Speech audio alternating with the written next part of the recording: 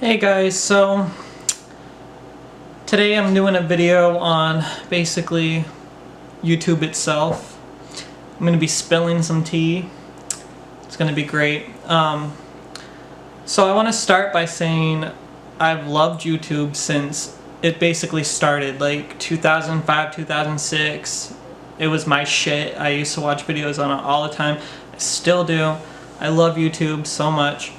So when I was younger, when I started watching it, I always wanted to be a creator and I always wanted to create videos. I started doing some, but they wouldn't get any views at all. So,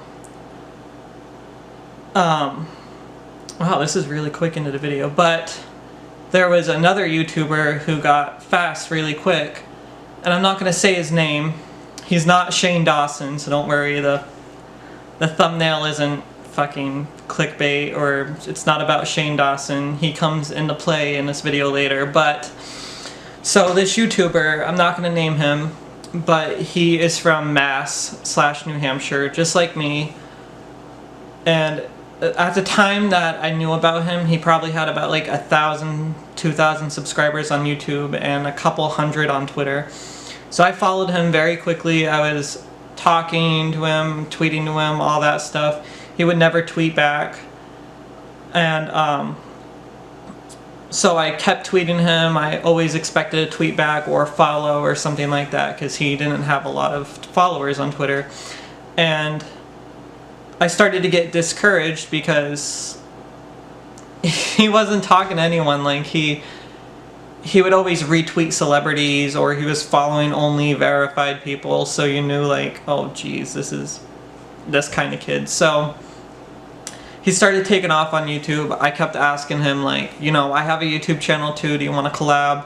Like, now that I think about it, this could have been YouTube's first collaboration. Like, shit, you missed out, buddy. But so I always asked him that. I emailed him. I always found any way that I could to contact him. I never got a reply back, and we had a lot of mutual friends in New Hampshire, or at least when I found out.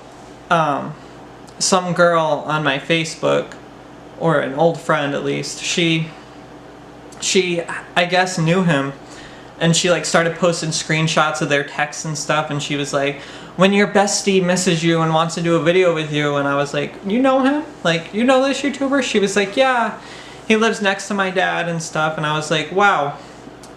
That's great, because I've been trying to get a hold of him. Do you think you can text him and like talk to him about me and stuff, and like ask him like, would you ever want to do a collab with him or something? And I would really love it. So I guess she did that. She didn't get in touch with me like at all after that. Like, I waited a couple days and I was like, why won't she message me back? Like, did he not answer her yet? So I kept calling her on Facebook Messenger, and I was like calling, or not Facebook Messenger, but just Facebook, because Messenger wasn't a thing back then because Mark Zuckerberg wasn't a bitch. But anyways, so I kept like calling her on Facebook, and I was like, hey, like, did you get a hold of him for me? And basically she said, she was like, I did, but what he said back wasn't like, you won't like it. So I was like, that's weird. Like, why would somebody just, like, was he mean? Like, I didn't know. So I was like, no, you can tell me, like, you can tell me. And she was like, okay, I'm just telling you over the phone though. So I was like, you smart. Like, you smart. So she told me over the phone because she didn't want me to like post screenshots and shit and like expose this YouTuber. So basically what she told me, he texted her back and said, wow, Frank, the annoying one on Twitter, like, I think he said my full name, but he was like, he's really annoying on Twitter. He always tweets me. He tries emailing me. He always asks for stuff. I'm just not interested. Like, he's not talented. I don't want to collab with him. Like, get him the fuck out of my mentions, basically. So she told me that, and I was like, geez, heartbreaking. So I was really discouraged at that point, and I deleted my YouTube channel, which had like probably like 20 videos, but none of them were getting views. So that's why I wanted to collab with somebody and, like, you know, get views. So I was really discouraging, and I deleted my Facebook, I deleted my Twitter, I deleted my YouTube channel. I decided to reactivate my Twitter and my Facebook, but my Twitter, I noticed this YouTuber blocked me.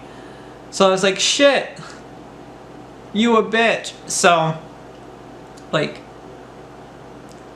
that began my hatred for him. Ever since he said that, like, to her, that began my hatred for him. Like, I don't know.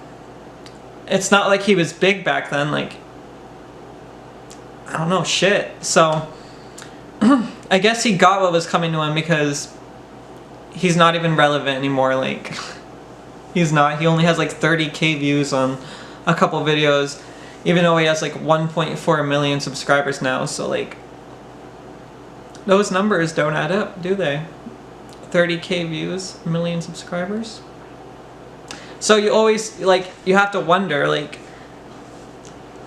does nobody even watch him anymore because he's that way to his fans? Like, shit, like, even now on his Twitter, because I made a new Twitter and all that stuff, which I will link below, you can follow if you want. So I looked at his Twitter and I was like, he's not even active on Twitter. He's just retweeting celebrities still, following celebrities, not even talking to his fans. Like, he never talked to his fans. So, like, you have to wonder, is that why he's not relevant anymore? So I guess he got what was coming for him. So I just carried on with my life. I deleted my channel. I deleted all that stuff. It was really discouraging after that, because this is a platform that I love so much, and when a YouTuber who's big and coming tells you, wow, you're talentless, I don't want to collab with you, get the fuck out of my Twitter, it really, like, puts a damper on you. So I was really discouraged until recently. I started watching like a bunch of bigger YouTubers. Like, YouTube blew the fuck up like nothing, and I watch people like James Charles. I love James Charles. I love how he's not afraid to be himself. He's so open. He doesn't care what other people think about him. I aspire to be like him.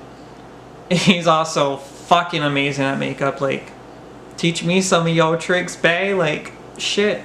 So I love James Charles. I love Tana. I love The Gabby Show, Shane Dawson, Manny Mua. I think that's how you... M-U-A, I don't know. I think that's how you pronounce his name, but he's a good YouTuber. Like, they're all fucking amazing. Like, I love how they just don't care what people think about them. Like, I love them. And I recently just started getting back into making videos because I bought a ring light, I bought a fucking $600 camera, a new laptop, all that stuff. So I was like, maybe I can get back into it. So I have been telling story times. They haven't been getting that many views. I'm not discouraged yet.